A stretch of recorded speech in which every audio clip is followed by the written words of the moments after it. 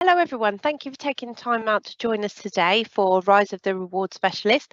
I am Amy Davis, content marketing, no, not content marketing manager anymore, head of marketing at Reed, head of content marketing at Reed. Over the course of the next hour, we're going to explore why reward specialists are in more demand than ever and how companies can ensure the right rewards and benefit packages suit that they're offering the right ones to suit their employees. Before we get started, there's a tiny bit of housekeeping. The webinar is being recorded and will be sent out to you in an email follow-up. So if you do have to pop off at any time, we will be emailing it out and you can watch it again.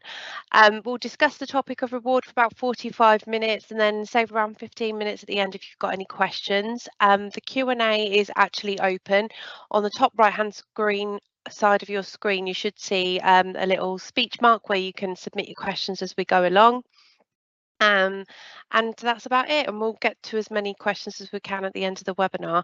So without further ado, I'm pleased to welcome today's expert speakers. Unfortunately, Jason Paskin's been held up and he's not on the call, but let's get started. So may I welcome Charles Cotton, who is Senior Performance and Reward Advisor at the CIPD. Good afternoon, Charles. Thank you for joining us. Good afternoon to you and everybody who's joined this webinar.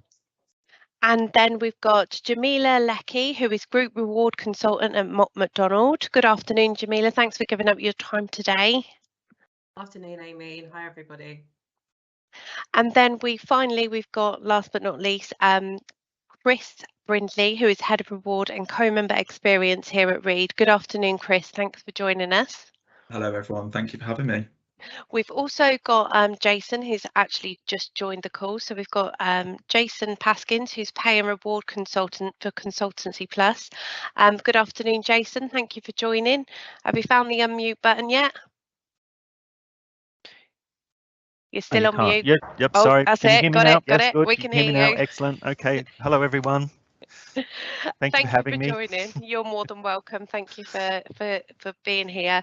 Mhm. Okay, so let's get started with a fundamental question. Why has the role of reward specialist emerged? I mean, it's been around for a while. Chris, you've been in your job for a while at Reed, but all of a sudden it seems to have kind of taken off.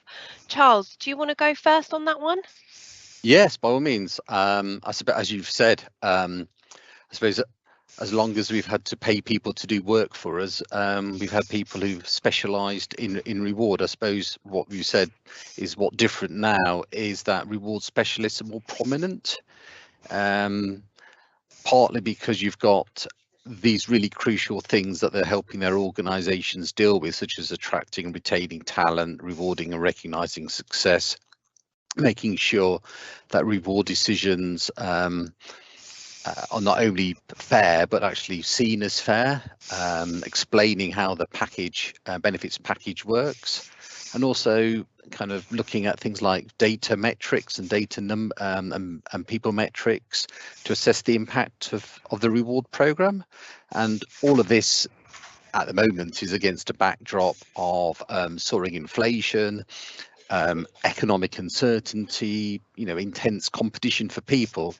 So I'd say that the reward is perhaps now being seen increasingly more as strategic, as previously it was perhaps seen more as tactical, reactive firefighting, but now it's kind of being seen as more of a business function.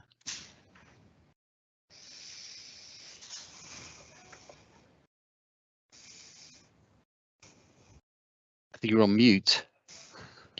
Oh, that is the first time I've done this on a live webinar.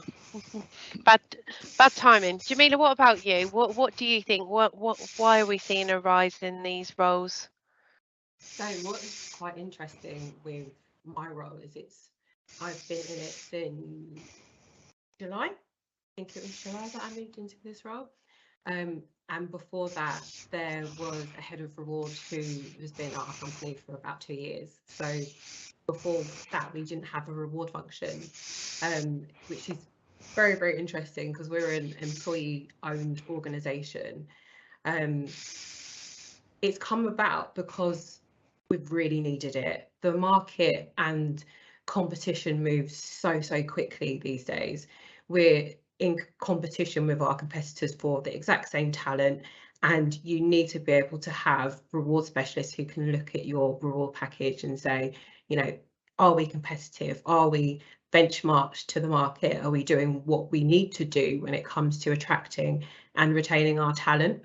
So particularly for us, having rewards specialism is really, really key to remaining competitive. Fabulous, makes sense. And Chris, what about you? Have you got any thoughts on that one? Yeah, so I'd echo the thoughts of Charles and Jamila, but I know that within Reed, and this will probably be the same in a lot of other companies, reward used to be picked up as a project, that reactive project piece by the strategic HR team. But I think reward people probably contain a unique set of skills, which means you need someone dedicated to it. So they need to be really linked to strategy. They need to connect the dots between a lot of other departments. So finance, operations, HR. They need to have really good attention to detail and commerciality, and those factors, alongside, as has already been mentioned, a really competitive marketplace for talent, which isn't going away, means that you need a dedicated person to look after it for you. Fab, thanks for that, Chris. Jason, have you got anything to add? Have you any reasons why you think you need to unmute yourself, Jason?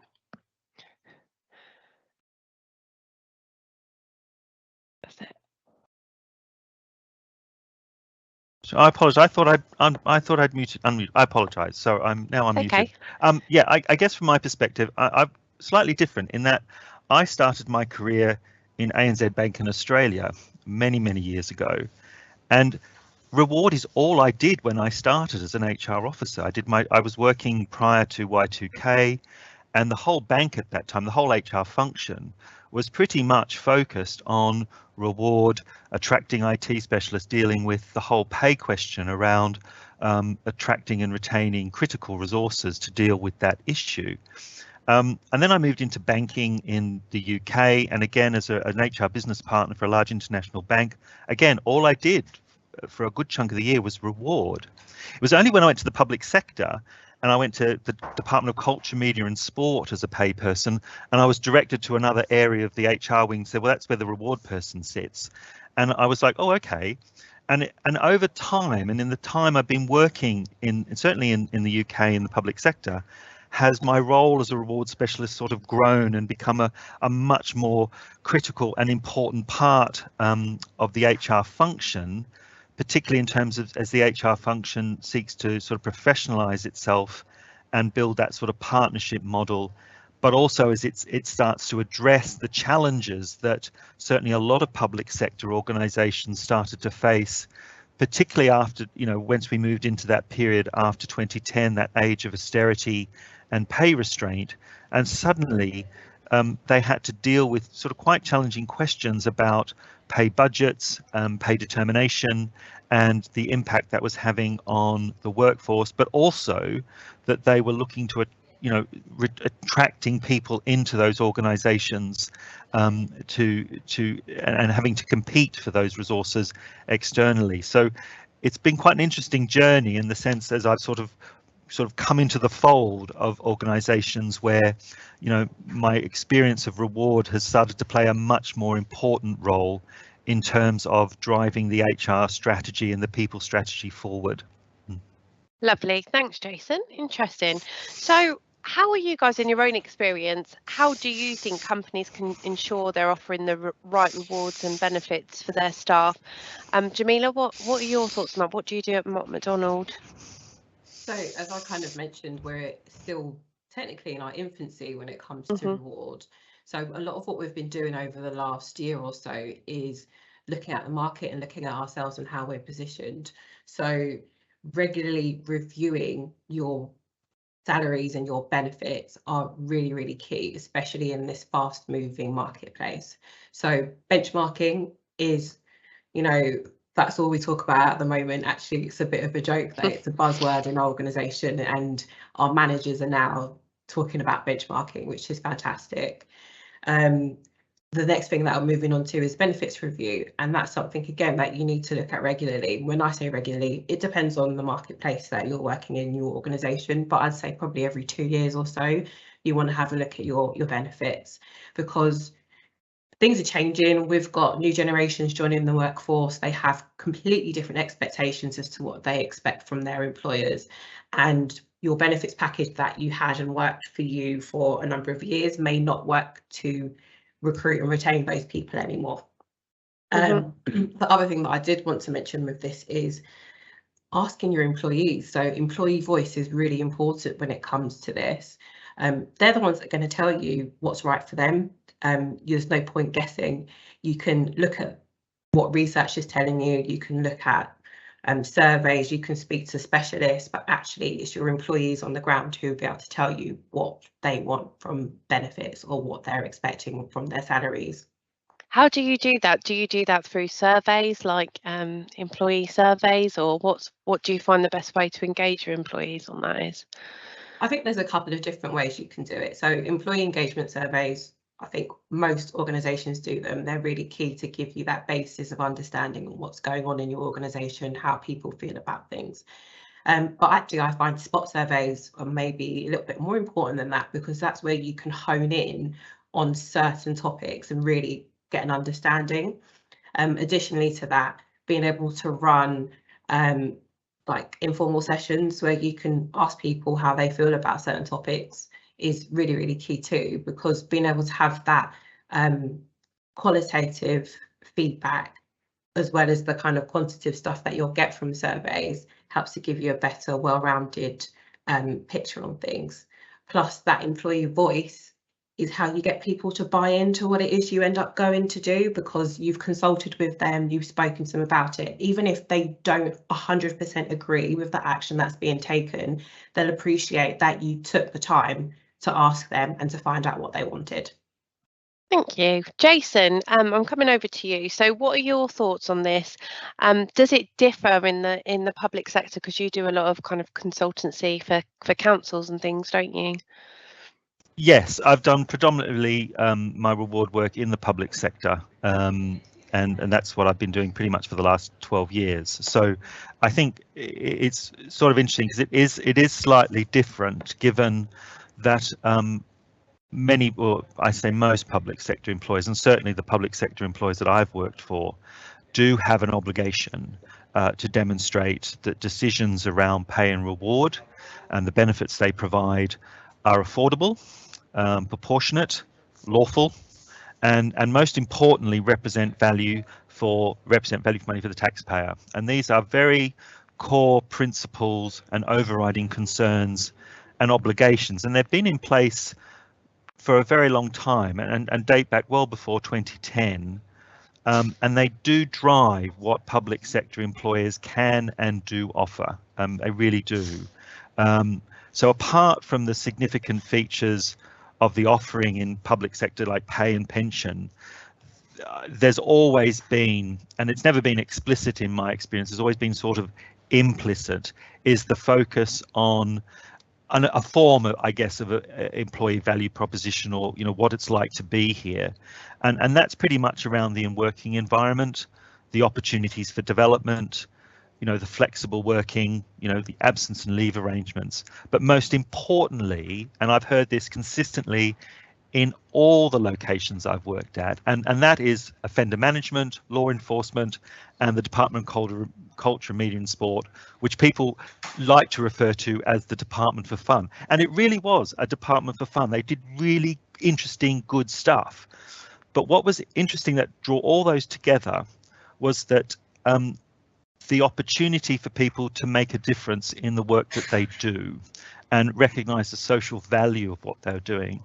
And that was a really overriding concern that many people had, and it was a real driver for why people went to work there. And be that you are, staging a world-class sporting event as in the Olympics or the recent Commonwealth Games here in Birmingham, to preserving cultural artefacts, to regenerating communities, such as the work that the Homes England does, enforcing law, as in the National Crime Agency, or rehabilitating offenders, which is the National Probation Service, all of which sort of, the people working in them were really driven by the value and the social value of what they were doing, and they knew that they were making a difference. And it's really interesting because I've seen a lot of public sector organisations sort of now recruiting, and quite frequently you see the words, make a difference. Birmingham City Council use those terms when looking for graduates.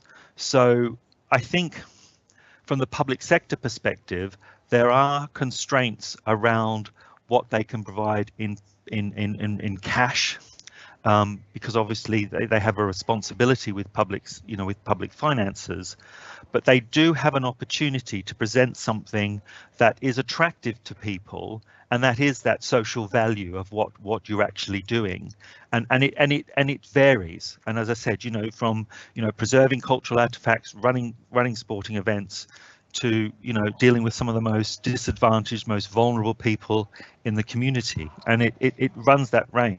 So for me, it's those organizations that recognize that and really put that front and center as part of their EVP that I think are standing out and having that ability to attract people, because they're attracting the people that want to come and work for them. Brilliant, thank you. Chris, what about you? What are your thoughts on this? Yeah, I mean, I'd echo everything that Jason just said, but when it comes to ensuring that you're offering the right rewards and benefits, the key word there is what's right, and right to who. So as reward professionals, you'll often work with senior leaders who are responsible for a P&L, making money for a lot of us. So they'll have one eye on that, but then you'll also want to motivate people, attract them, retain them, all of those things as well. So answering that question about what is right and right to who, so having that really clear direction as to what you're trying to do as a reward function will help you know whether what you're doing is right and if you're offering the right stuff. We've done a big focus on the softer side of reward, which has been touched on already. So things like employee experience, inclusion and belonging, well-being, those types of things are becoming really important. And we know that from the external market, but also from what our own co-members, which is what we call our employees, are telling us. So keeping abreast of those things, having conversations with people, asking for honest feedback and partnering with the business. So I like to think that, well, I try not to anyway, I try not to work in isolation and just do things from the centre. You have to work with these different groups, leaders, in order to make sure that you're offering the right stuff, I think. Great, Chris. And Charles, sorry, last but not least, have you got anything on top of that to add? Not much, but just to build on what was just mentioned by Chris about the importance of offering the right stuff, but it's also a lot about letting people aware of the stuff. Often people don't know what organizations are offering, and this is kind of coming out now due to the cost of living crisis, where some employees getting into financial difficulty, not realizing that the organization has some employee financial well-being benefits on offer that could help them or reduce the problem. So yes, I'd say it's offering the right benefits is important, but also think about how you communicate this to employees. Let them know that what's on offer. Often when we do surveys, employees are a bit hazy about the benefits that their employer offers. Similarly, how easy or accessible are these benefits to get hold of? Again, review to see whether things could be improved. There's been lots of, for instance, innovations recently around apps, and it may be that you could be offering your benefits through an app, which again could help some people access those more easily. Fabulous, thank you. So we've done some research recently as part of our salary guides that launch in January, and we've surveyed 5,000 people in the workplace in the UK in full-time and part-time employment, to see kind of what benefits, salaries they're getting, what their expectations are, and obviously because of the cost of living crisis, people are looking for those cash benefits a lot more than they were previously, and the kind of hybrid flexible workings kind of becoming a given, if that makes sense. So I just want to ask you guys, I know Jason, you touched on it a little bit about EVP, kind of, is salary no longer enough to attract talent to business? I think maybe this year we might be seeing that salary is really, really prominent. And what role does EVP play in this kind of attracting new talent to a business? Jason, what are your thoughts on that? Yes, so Again, from the perspective of the public sector, and having worked with individuals from all levels, at the most senior level down to the most junior, and where making a difference was an equal. And I can't stress enough the vocation aspect for many people that I've encountered in my time in the public sector. Can't underestimate or overestimate the passion that many people had for the work that they do, and this was particularly pronounced in the prison service, probation service, and the National Crime Agency, where people were really passionate and driven on the work that they were doing. And in that context, and again, seeking a competitive salary, whilst important, was only one part of the overall proposition. The focus, I think, for many was not necessarily on, I need the biggest salary, I need the higher salary, I want my salary to be fair. And fairness is a word that I've heard repeatedly in the time that I've been spending in the public sector, and fairness being commensurate with the effort and the responsibilities and the effort that I'm taking on in terms of performing this role. And therefore, and with that the pay outcomes and how my pay is determined is transparent, and the process for that is fair and procedurally fair, and they can see that outcome. And I think that, to me, is what is critical. Is they're not looking for, a high, they're not looking for a large amounts. What they want is fair, commensurate, and they can see that the outcome is transparent. And when that starts to break down, and when they start to see that link being broken, that's when you start to, I think, you start to see issues arriving and challenges around engagement and, motivation, and you start to see challenges to how those decisions are made. So I think for many organisations in the public sector that have to work within very, circumstances where pay budgets are limited and sometimes halted altogether, their ability to be able to provide those sort of financial rewards in annual pay settlements, bonuses, becomes limited. They need to look at, okay, well, what is it about this organisation that would keep you or attract you, knowing we're not going to be able to provide the salary that we think is appropriate because of the limitations that are placed on us. Brilliant, thanks, Jason. Okay, so Chris, what are your thoughts on this? Yeah, I think for us, the EVP is becoming more and more important, and we've actually attempted to articulate our EVP, and I think we've done a good job for the first time. And that is about really, what is it like to work at Reed? What are we like as an employer, and what will your life be like if you choose to work with us? Because work is such an important part of people's lives. And really, it's about culture, it's about fit, and that's a trend that we were seeing pre-pandemic, but certainly afterwards, is people want to feel a connection to an organisation and what they stand for and their values and their purpose. So I think articulating that in a way that connects to people is really important. Ultimately, people come to work to get paid. So having said all of that, of course, salary is really important. And, the rise of things like Glassdoor, which are now just, they're a staple. Everybody goes on Glassdoor before you go for an interview, for example. The first thing they'll check on there, after checking a few comments and the overall score, is the kind of salaries they offer. So salary will always be why people come to work, but I do think there has been a rise in people wanting to make a difference, people wanting to feel connected to the organisation's purpose and values. The other thing I would say, which I always say to people, is that no amount of money will compensate for a bad manager, and that's where EVP really comes into its own, because that is about that person's experience. So, it is about the experience that you offer people through working for your organisation that is really important. Also, life cycle benefits, so things that really connect with people again on that kind of that moment in their life. So if you can help them save for a house, but also if they're going to the gym and health and wellbeing benefits are really important to them? Are you offering them the time and the flexibility as well as the benefit itself?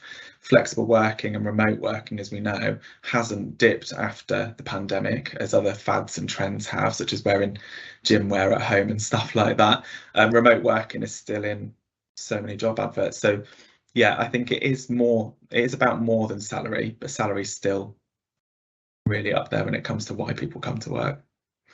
Brilliant. Thanks, Chris. Charles, have you got any thoughts on this? Yes, just to kind of echo what Jason and Chris have both said. So obviously pay is important. Fairness around pay is important, as is demonstrating this to employees. So often when the CIPD does a research of employees asking them about how pay is managed, often they're unsure. People don't know how wages are determined. They're not sure how the pay structure works. They're not sure what they need to do as individuals to get more money, to get a pay rise. So it's important for organisations to be open and transparent about pay processes, as well as being transparent about pay outcomes as well. We've seen more organisations, because they have to publish data by gender, but more are doing it by ethnicity, disability, age, etc., to say, well, these are the outcomes. Are not just demonstrating this to employees, but also using it for ESG reasons to kind of demonstrate their fairness to their customers or their investors or their media. Benefits, I think, are also important, because often as employers we can get economies of scale that individuals wouldn't be able to get. So for instance, organizations would be able to kind of produce food, dinner, lunches, etc., a lot cheaper than it would be for individuals themselves to do.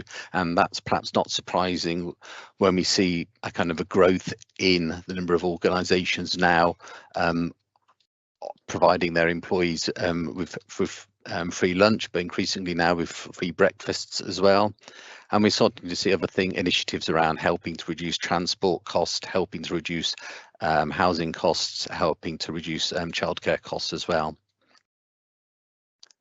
Can I just ask a really quick question in between this? We're talking here about a lot about organisations and big companies. Obviously, us guys are mainly from big organisations, but how does that, like, Charles, resonate for the smaller SME, the things you've been saying? Is it likely that they can afford all of these things? I'm just thinking, we're talking organisations, should they still be doing the same kind of things? Sorry, Jamila, I know you're set to talk next, but I just thought I'd ask Charles this because he was emphasising organisation, and I always think that that's like a bigger term for a bigger company.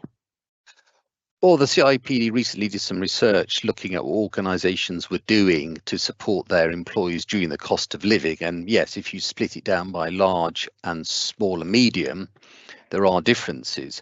I mean, one noticeable difference is that larger organisations were far more likely to signpost their employees to external sources of information and guidance when it comes to money, as well as internal, such as their employee assistance program provider or their pension provider, as well as people like the money and pension services.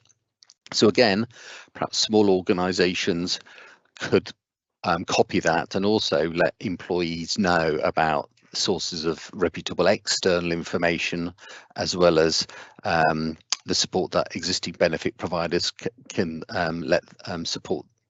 provide as well. Similarly, things like financial education courses, things that larger organisations were doing, but again, they can be perhaps done relatively cheaply internally by small organisations. Similarly, small organisations can go around their local community and see what kind of discounts they can negotiate for their employees. So yes, there are things that smaller and medium-sized organisations can do, but obviously larger organisations, if they've got the resources, can perhaps do even more. Brilliant. Sorry to interrupt on that. Jamila, what about you? What are your thoughts on the whole EVP, and is salary no longer enough? Well, everything that Chris, Charles and Jason have said is completely completely right. But the thing that I wanted to also mention is the additional things that companies can do with their EVP, because it shows who you are as an organisation. It shows what your values are by having specific benefits or recognition programs that you give to your employees. So as an example, I'm part of the workplace fertility community. I'm one of their members, and we are about providing employers with information on fertility benefits and how you can best support your employees with that. And it's one of those kind of taboo subjects that people, one, don't want to really talk about, even if they are going through something at work. And two, a lot of the emphasis is on things like private medical insurance, employee wellbeing in general, and fertility benefits are not things that come into it. It's seen as a bit of an added expense. But there was just some work done, a survey by Apricity, and it found that 82% of respondents who had already undergone some kind of fertility treatment would not go and work for an employer who didn't offer them support with it. And that's 82%, which is a huge, huge number. So people are looking at the EVP that employers offer before they decide to go and work for them, and particularly in, you know, different stages of life. And I'm not sure who it was that said it, but your stage, I think it was Chris, actually, stages of life and your employee life cycle can really determine whether you can attract that talent that you want to your business.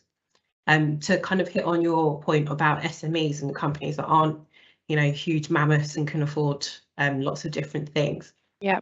One of my colleagues in the WFC has a small law firm, and he has offered, which I thought was a genius idea, a fertility loan. So similar to like your travel loan, where you say, yeah, here's the £2,000 you need for your travel card this year. Here's the loan you need in order to go and do your fertility investigations, and you pay it off monthly or however, whatever period it is. But it's just enabling people to be able to go off and do the things that they need to at whatever stage of life it is that they need to do them. So it doesn't necessarily have to be huge amounts of money that you're giving people and they're not having to pay back. You could give loans for certain things. You can just be a little bit more flexible with working hours and, you know, the expectations you have on employees. So whilst not being a large organisation, you don't have those economies of scale to maybe to do some of the things that we've mentioned. There are opportunities to help just as much as big organisations are doing. Brilliant, that's really good advice. And just on your fertility thing, is that open to just women, or is it men whose partners? So if you're a male member of staff, your partner or wants to go through fertility treatment, does it work both ways for everybody and anybody? Yeah, 100%. And actually there's a bit of a misconception there that it's just women who go through fertility challenges. Men, I think it's about 50-50 actually, between men and women. Plus you've also got same-sex couples who might need to go through IVF in order to have children, or even just you know, I'm actually a massive advocate for young people having fertility investigations early on, because you just don't know what's going on, and by the time you get to the stage where you do want to start a family, you might not be able to. So there are lots of external companies who can offer those benefits where you know, here's your fertility checker, go and do this test and we'll go off and tell you about it. And that might be for the people who are in their early 20s who are interested in knowing what's going on, but especially where we've got younger people who do want a bit more of a work-life balance, they do want to be able to work flexibly, they are not living to work, they're working to go and live. So being able to offer them those kinds of benefits where they know, okay, I'm fine for the next 10-15 years to go, you know, spend my money on traveling or going out, doing what I need to do. But I've got that in my back pocket because I know, and my company's helped me to know that I'm all right. That's brilliant. Sorry, just by fertility, I automatically thought of IVF when you said fertility, and I think it was good to kind of clear it up that it's kind of checking and checking that you're fertile and everything else, as well as just kind of the standard IVF route. So yeah, interesting.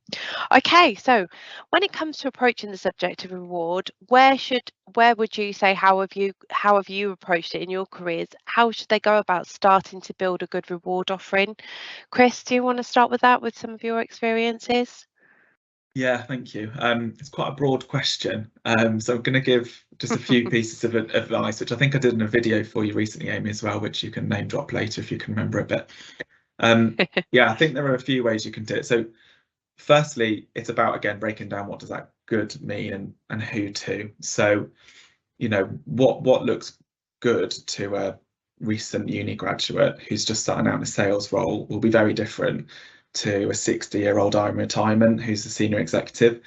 So I think you need some guidance, and everybody, if you don't get it, should ask for it if you're in a reward role, about what problem are you trying to solve and how does it tie into a broader business and people strategy. That will give you an indication as to what you're actually trying to do.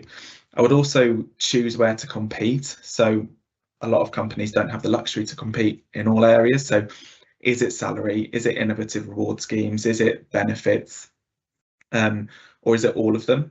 And that will again start to help to give you some direction. I think as larger organisations, you might want to segment your populations in that way, because I think we're seeing increasingly that a one-size-fits-all approach doesn't really work. People want the flexibility to choose, or they want innovative benefits they can go towards. Secondly, I think it's been mentioned earlier, but research, internal, external, it's worth dedicating your time to. I particularly like internal research. I've got the networks now that the external stuff comes quite naturally to me personally, and that will come over time.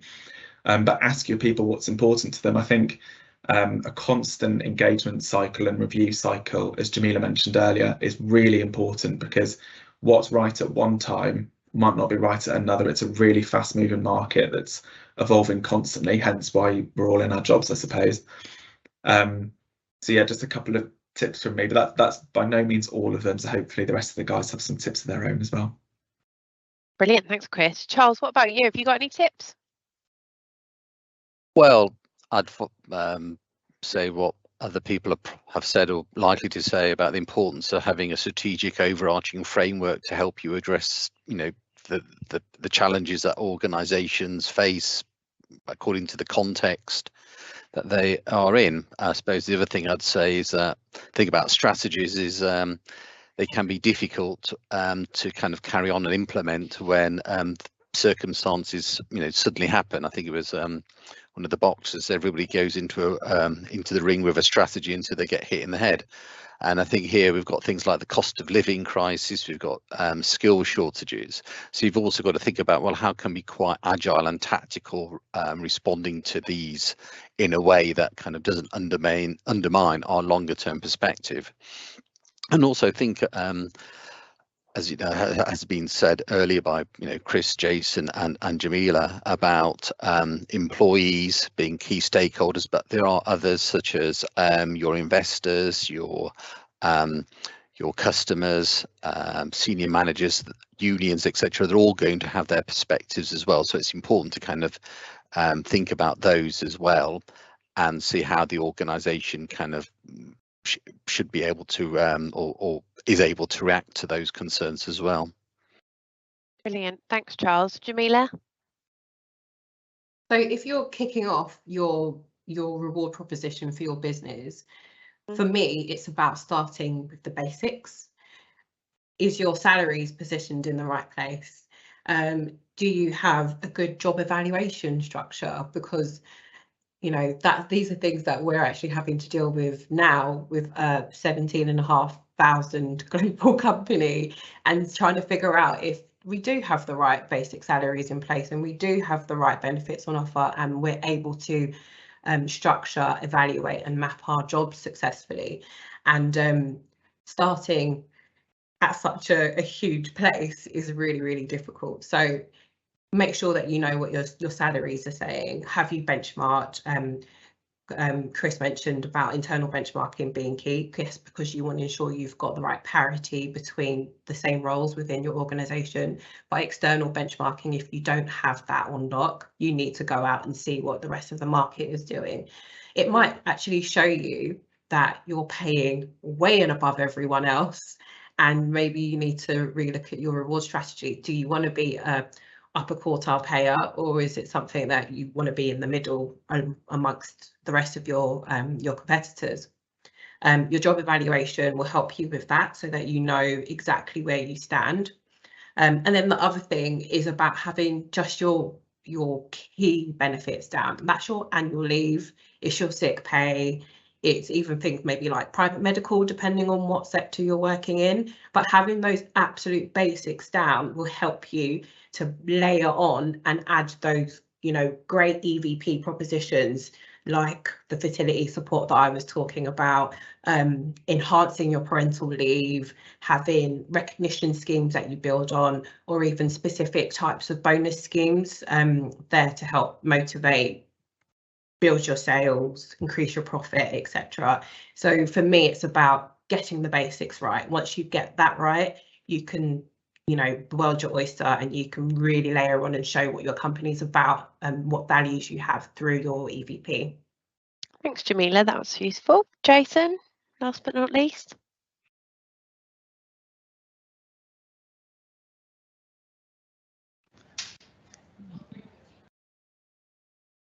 Yeah, I think a lot of really valuable insights there, and I'm really impressed with, you know, Jamila's approach around fertility. It really shows that to really make some movement in this space, it's really understanding the profile and the needs of your workforce. And there's been discussion previously about where people are in their particular life cycle, and, you know, what's important to them and why. I mean, clearly, you know, for younger people trying to get onto the property ladder, cash is important. So earnings, earning the money to put that deposit on that first property is critical. As they, you know, get older, have families, then, you know, flexible working arrangements, leave arrangements become more important. And as you start to get to, you know, retirement, you're starting to think about pension and, you know, a retirement income, and that sort of, as you go through your life journey, you know, those priorities change. And I think as an employer, you want to be able to ensure that your benefits package, you know, may contain all elements of that, but you can amplify and target it at various parts of the workforce, depending on, you know, your overarching strategy in terms of attracting and who you need to come and work for you. And I think that ability to be able to flex your package is quite important, and particularly from the perspective of a public sector organisation, that, you know, again, is that constraint. I mean, if you look at a public sector organisation, majority, you know, salary and allowances probably take up a good chunk of the reward package. There isn't necessarily, you know, the flexibility around allowances and also bonuses and the sort of things you might see in the public sector, car allowances, all those sorts of things. So, you know, the salary is critical. And in addition to that, obviously, in public sector pensions are, you know, even despite, you know, changes to the model, they are still very, very beneficial. And, you know, if they're accrued over a course of a lifetime, can provide a very, you know, a secure income in retirement. And then, of course, you've got the flexible working, the leave arrangements. And they're sort of quite limited, so they have to really make the most of what they have. And I think, you know, particularly when it comes to things like pension for younger people, it's saying, well, why would I care about that? Retirement's a long way off. But of course, for a younger person who's looking to make a career in the public sector, you know, a civil servant, for example, then there might be some benefit in encouraging to learn about what that pension is. I'll never forget the conversation I had with a young graduate who worked with me at the National Crime Agency. She was a temporary person working in the reward team, and she was going off to be a graduate in the Foreign Office. So she's going to be some ambassador for some big country. I can see it. She's very, very clever.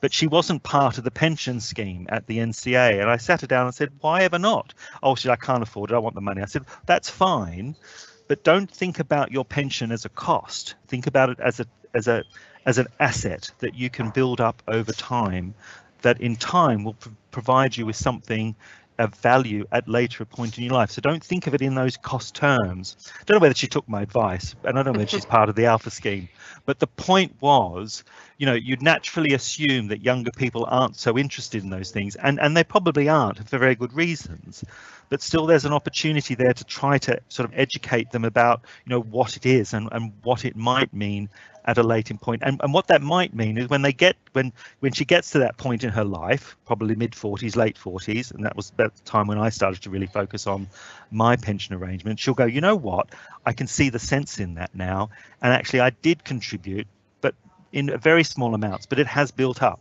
So I think there's something there about education and really maximizing what you have as an employer, particularly a public sector employer, and that you really you try to really educate and sell the benefit of what you can offer your employees, because they are very valuable, and I would never underestimate the value of a public sector pension, even in its reformed state, because it is a generous benefit, not just in terms of retirement, but also, you know, certainly the Alpha schemes and the schemes that exist within local authorities is that they have very generous in the event that you're ill, you can't work for whatever reason.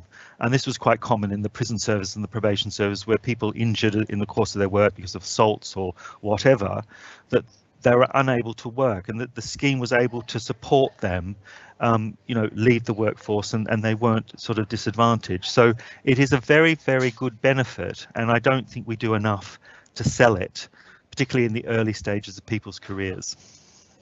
Brilliant, thank you. Right, so we've nearly come to the end, and we've run over slightly, but I just really want to quickly ask you all this last question because I think it's really important. So just a few, like a couple of one-word answers of ideas that you've got. So looking towards the future of reward, what do you think is coming as we continue through the cost of living crisis? What do you think there'll be more of? What do you think people need to be offering?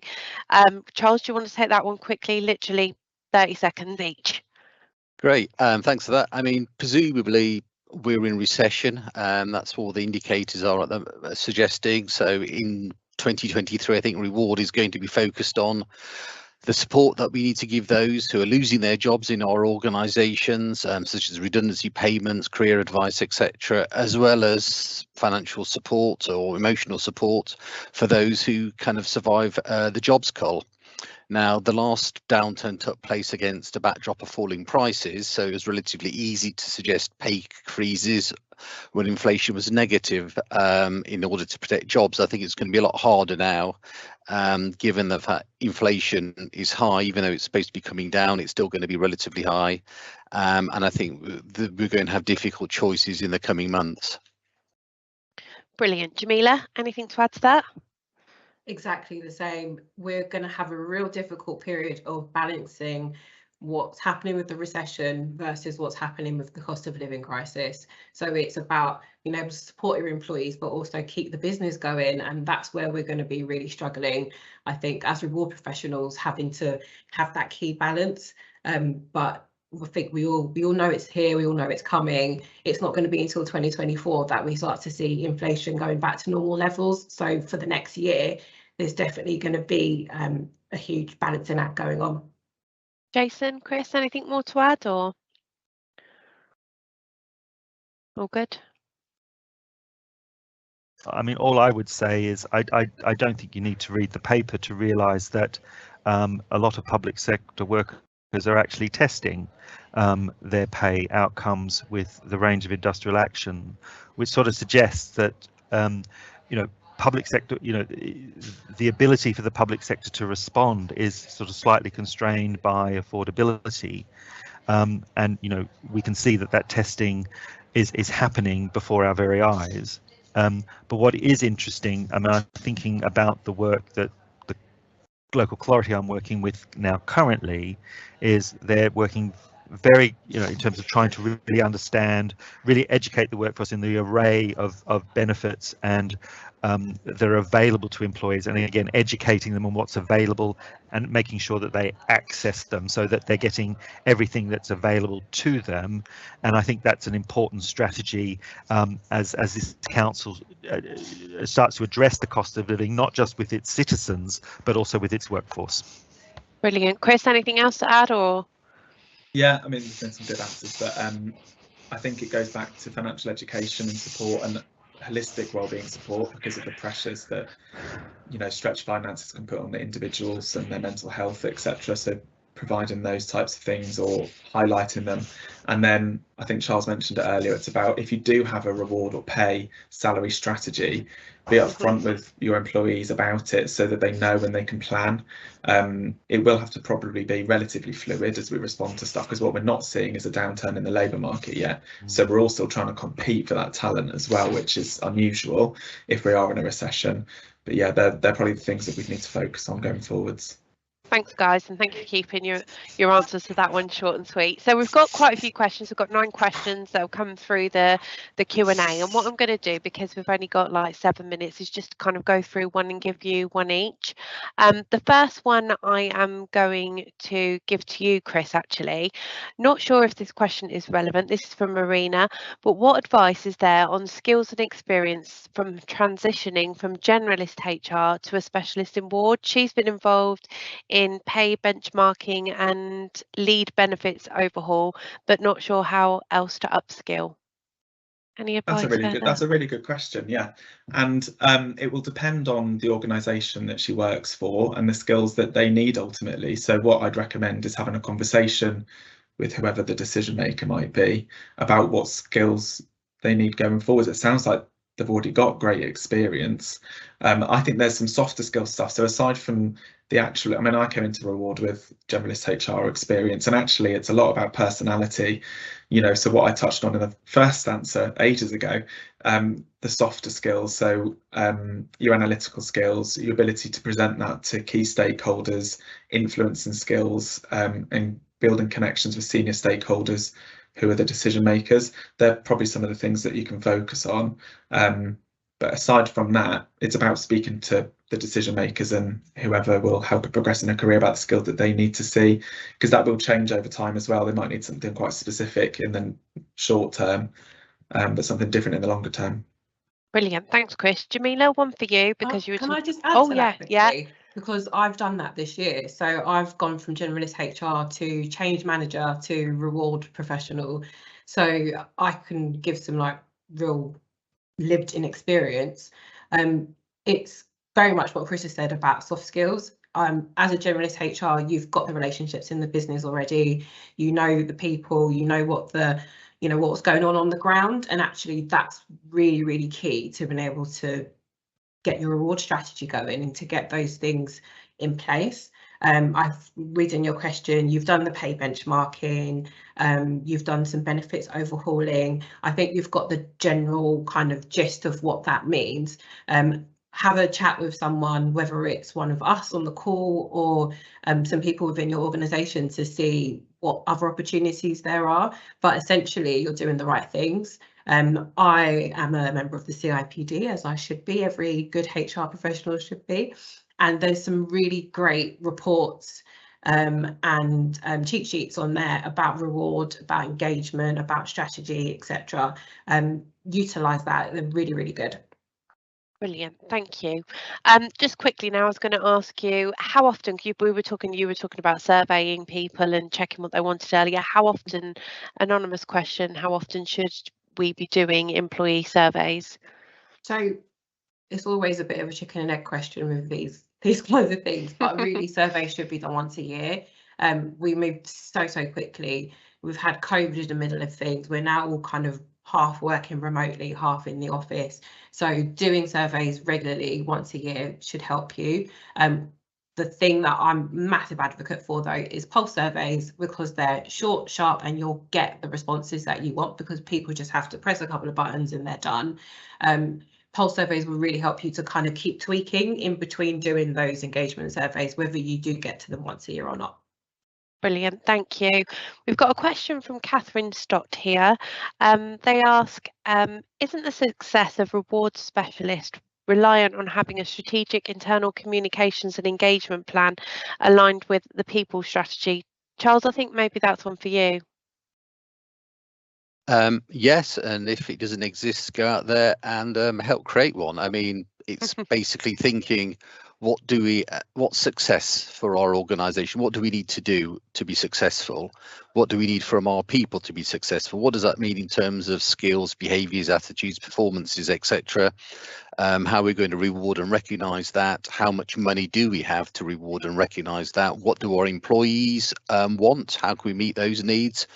You know, why does our organization exist? What's its purpose? What's its vision? What's its culture, etc.? Because those will also, have an influence on your reward and benefits, as well as other stakeholders such as unions, investors, your customers or clients. What's going on in the media, etc. All help shape your reward strategy. Brilliant, thank you. And then we've got another one here from Kelly. This might be one for you, Jason. She asks, what are the top benefits you would recommend for an EAP, which employee assistance program, I believe that is. Any advice that you could give Kelly there? In terms of what elements of an EAP program? She's just asking what the top benefits you would recommend for one would be. It's more of like a counselling service, isn't it, and things like that. So I think yes. So within that EAP, I think it would be counselling. It would be dealing with workplace challenges. I think they're increasingly about dealing with financial challenges. How to, again, I think if you look at the council, I know they're starting to look at, I'm currently working at how they can use the AAP process to help people through the current challenges with the cost of living, given that, for many people, the cost of living, the cost of heating their homes may have an impact on their ability to do their job. And therefore their ability to come to work and do what they're paid to do, either for themselves or the people that they're caring for. And of course, if I'm not well, or I'm not eating properly, or I'm not warm, I'm not going to be productive. So I think any employer with a sense of duty of care would want to ensure their support services in this regard are aligned to those challenges and helping people to deal with that if that is in fact becoming a real problem. Brilliant.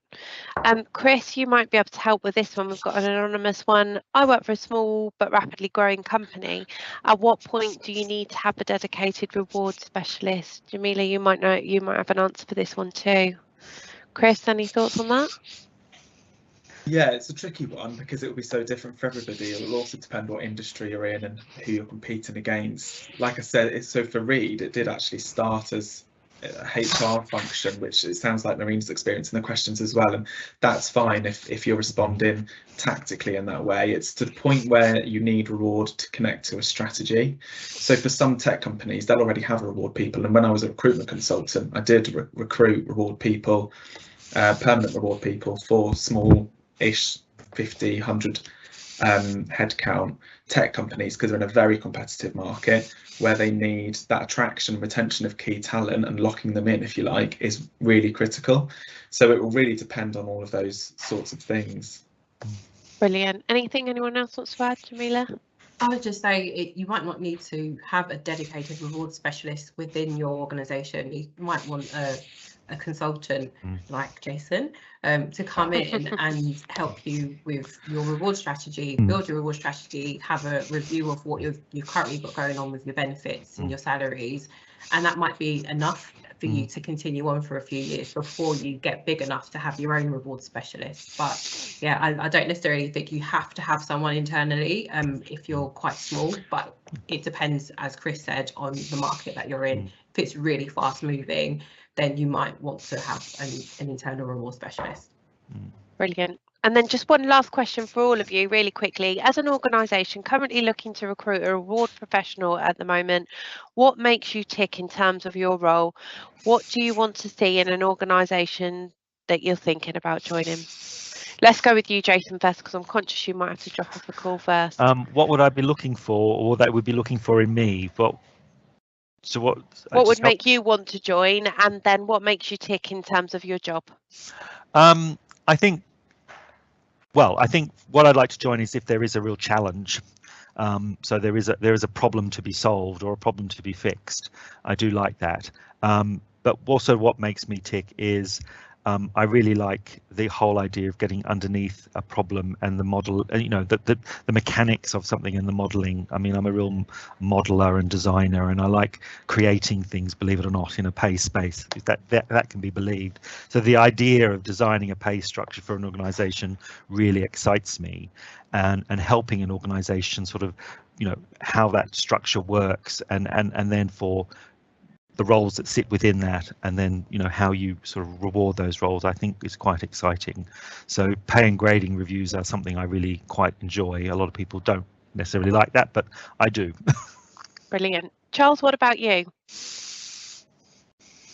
I'd say impact, in terms of if I'm looking for roles, impact's important, because that's what kind of motivates me as an individual. I want to know that I'm making or contributing to the success of an organisation and its people.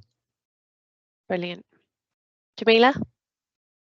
Similar to what Charles just said, impact. So, but for me, it's very much about the leadership team, the board.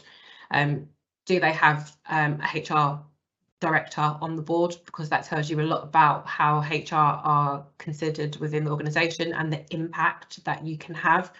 To the diversity of it, because its diversity of thought is massive for me. So do you have women? Do you have non-white people on the board? Or is it just loads and loads of men? That tells you a lot about an organisation and how it's run. So for me, it's about impact, but it's about how that leadership team are going to support you in order to make those impactful changes.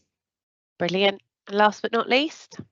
Yeah, I'd mirror what Jamila just said. It's always about who are you going to be working with and what is their strategic vision, and then what role do you play in that. But in terms of what gets me going every day, it's motivating people. It's the fact that you can design something over here which actually goes and creates an impact over here and a change in behaviour. That's what gets me going, I suppose. Brilliant. Great. Thank you all of you so much for your time. Sorry to everyone watching that we've run over. I hope you enjoyed it and found it useful. We will be in touch shortly with a recording of this, so you can watch it back, or you could share it with other team members for them to view if you want to. Do look out for more events from Reed. We have one coming up on salaries and benefits in January around our February, around following the launch of our salary guide. So do watch out, speak to your consultant, and they can point you in the right direction. And also, as part of this, we will also send you a copy of our Chris mentioned earlier about a video that he did for us recently in the marketing team. We have an employee satisfaction campaign that kind of draws on employee satisfaction and looks at salaries, benefits, rewards, EVP, all of those kinds of things. It's an ebook free to download, so we'll send you some details of that out as well. Thank you everyone for joining us.